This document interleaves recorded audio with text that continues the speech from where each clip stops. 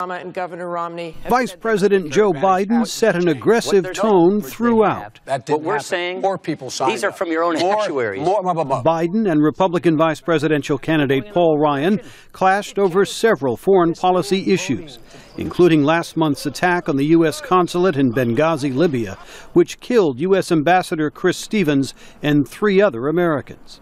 Republicans have accused the Obama administration of not providing enough security for the Americans in Libya, prompting this exchange. It makes us more weak. It projects weakness, and when we look weak, our adversaries are much more willing to test us.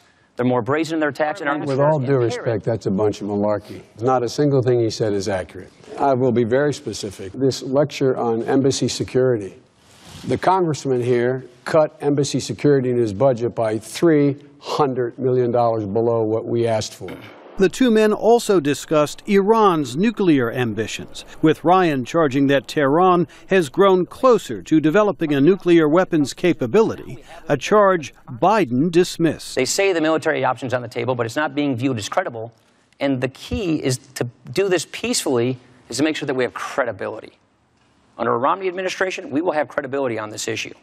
These are the most crippling sanctions in the history of sanctions, period. Period. When Governor Romney's asked about it, he said, we got to keep these sanctions. When you say, well, you're talking about doing more, what are you're going to go to war? Is that what you want to do now? We want to prevent war. The interesting thing is how they're going to prevent war. How are they going to prevent war? They say there's nothing more that they say we should do than what we've already done. The conflict in Syria also drew attention as Biden responded to criticisms from both Ryan and Republican presidential candidate Mitt Romney that the United States has not done enough to help the rebels. All this loose talk of my friend Governor Romney and the congressman about how we could do so much more in there. What more would they do other than put American boots in the ground? The last thing America needs is to get in another ground war in the Middle East. Nobody is proposing to send troops to Syria, American troops. Now, let me say it this way.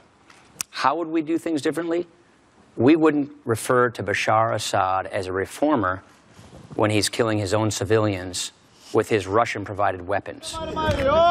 There was less conflict between Biden and Ryan on Afghanistan, where the U.S. combat role is slated to end by 2014. What we don't want to do is lose the gains we've gotten. But we are leaving.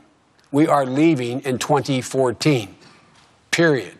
Vice President Biden's aggressive performance is likely to excite Democrats, many of whom were discouraged by President Obama's subdued performance in last week's debate.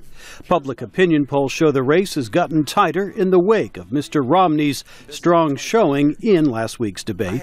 The president and Mr. Romney meet in their second of 3 debates on Tuesday at Hofstra University in New York. Jim Malone, VOA News, Washington.